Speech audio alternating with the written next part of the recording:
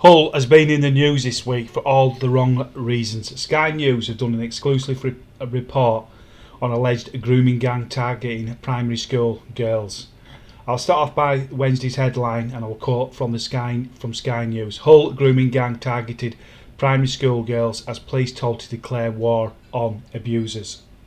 Sky News has gathered testimonies from several alleged victims, including one who claims primary school children were targeted. Operation Marksman, an investigation by Humberside Police into an alleged child grooming gang in Hull, wound down early this year with no charges against any of the 34 people arrested. After examining transcripts of interviews, diaries, text photos and school logs from alleged victims, Jim Gamble, the former head of the Child Exploitation and Online Protection Service, told Sky News there was significant corroboration and the case should go to court. If they need additional evidence, then go out and get it, Mr Gamble said of Humberside Police.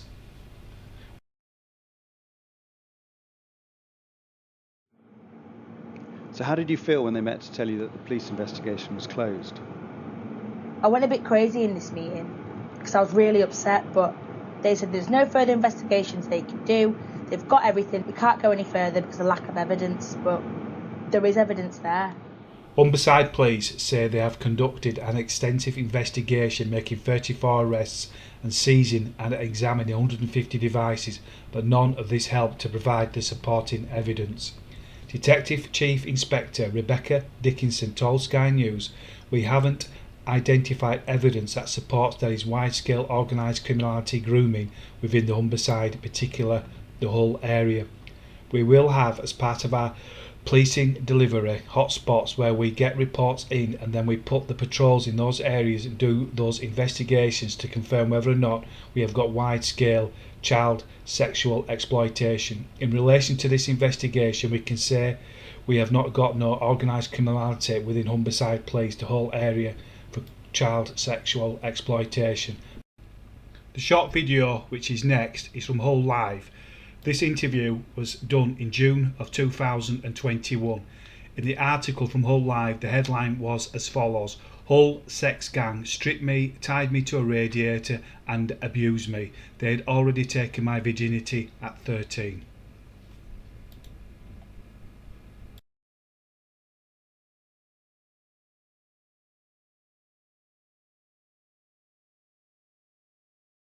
I was told to believe these parties will be fun. I was in a vulnerable place in my life and I thought it would be fun to be there and take the drugs. They gave me cocaine and these pills, but I don't know what was in them. I was pinned down by one of the men. I kept telling him no because it was wrong, but he had sex with me. I lost my virginity and I was only 13. I would be picked up and driven to different houses and flats in Hull and forced to have sex with between 4 and 11 men in one night. Most nights of the week. There were always other girls there. We were given these drugs that made us all floppy. When one man left, another man would come in, but we couldn't move to stop them. I think the oldest man I was forced to have sex with was in his 60s, and I was only 13, but I wasn't the youngest girl being forced to do all of this. One girl was wearing a school uniform. I was told I'd be tied to a train line if I told anyone, but one night I did pluck up the courage to say no. They were always violent, but this time they were really violent. They took all of my clothes off me so I was naked, and they tied me to one of the radiators. There were about 8 men there, and they all encouraged each other to stand around me in a circle. I couldn't stop crying.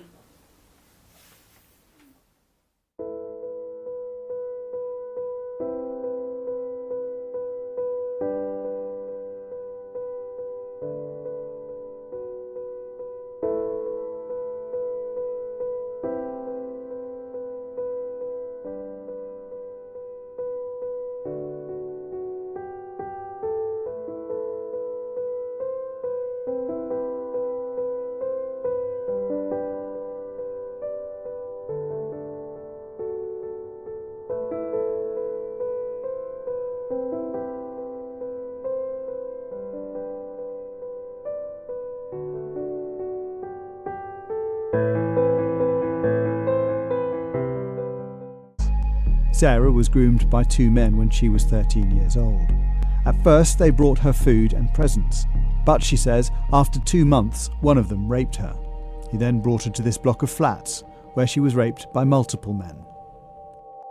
He'd obviously decided that I was a good enough candidate to take to the next level and introduced me to this other guy and exchanged some money with this other guy, which I later found out I was sold into the sex trade. They were coming in sometimes 10 or 11 men wanted to rape me per day. In a spider graph Sarah later made for the police, she identified 11 key players who came to the flat: the two groomers, the buyer, and other regular abusers. She numbered them and provided photographs, which we've obviously blurred. These were items in the flat used to intimidate and control: a taser, hammer, and handcuffs. How did he persuade you to keep coming back? I had to go. He threatened me. And as a young 13-year-old girl being told you're going to be buried alive and set on fire, it's scary. We have a text exchange between Sarah and one of the men in 2018. Where have you been? You lose money for us. I'm sorry, I got into trouble where I live. Lots of men who sex with you asking for you. They want a white. I'm not a. Yes, you are a. He insisted you come immediately. You know what will happen if you don't. We put you in a van and beat you and take you to Hessel foreshore and burn you while awake, then bury you near water. Okay, I'll come. Good. Sarah and other victims say the abuse happened mostly in flats and hotels and was sometimes filmed. There's videos out there of me as 13, 14, 15-year-old little girl being raped by men. I've seen them. They've shown me them. Yeah. One of the videos is captioned, "English girl gets against her own will." And I was just prophet to them. We asked former...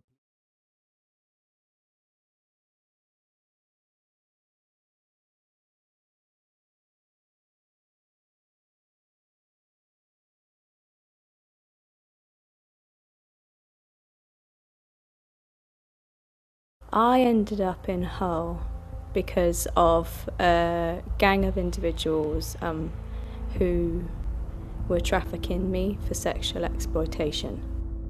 The young woman we'll call Kate hasn't been interviewed by police in this investigation, yet her testimony seems significant. But I just remember being back of cars, just being raped and sold. Being trafficked into the city, her story adds another dimension to this case and implies a larger scale network. The only way I can describe it is like different hubs. So you would have like a local group who run an area, but then like they're networked in with other areas, and then what they would do is swap girls. And then you'd be that. There has been some traction this week in respect of this story, and hopefully it will push the police to reopen the case that they actually closed down through lack of evidence. Daily Mail, Daily Express, Metro, Daily Mirror and obviously Whole Life have continued to push the story this week, highlighting some of the events what have happened, or as they like to say, allegedly happened to these young girls, which is in some cases now are young ladies. I hope to see these men be prosecuted, charged, prosecuted, etc., and the full truth to come out. Is this got the sort of air of Rotherham about it? Is it got sort of like a Rochdale feel about it? I don't know, because we've seen something recently in Rotherham which didn't get much traction. At the moment, the mainstream media seems to be obsessed with racism in respect of cricket rather than this story, what's going on. Sky News alludes to the actual perpetrators as being Asians. I'll quote from the Hull Live this year, and I'll quote exactly what they said. It said, "The girls, who were all white, claimed they were abused by men they describe as being of Asian and Middle Eastern backgrounds, including Turkish, Kurdish and Bangladeshi." Make what you want out of that. So there's more stories of this. There's some more victims who have come forward to explain what's happened, etc. So please look at Sky News via social media, etc. So fair play to Sky News, and they're not my many people's favourite sort of mainstream media outlet, etc. But when it comes to this report, you can't knock them for doing it. So good stuff in that respect. And like again, I reiterate what I said. I'm pray hope that these victims, and there will be more victims coming forward, and hopefully they get the same publicity and the same help as some of these cricket players who we're getting at the moment in the respect of racism. So God bless everybody, and thanks again, and take care.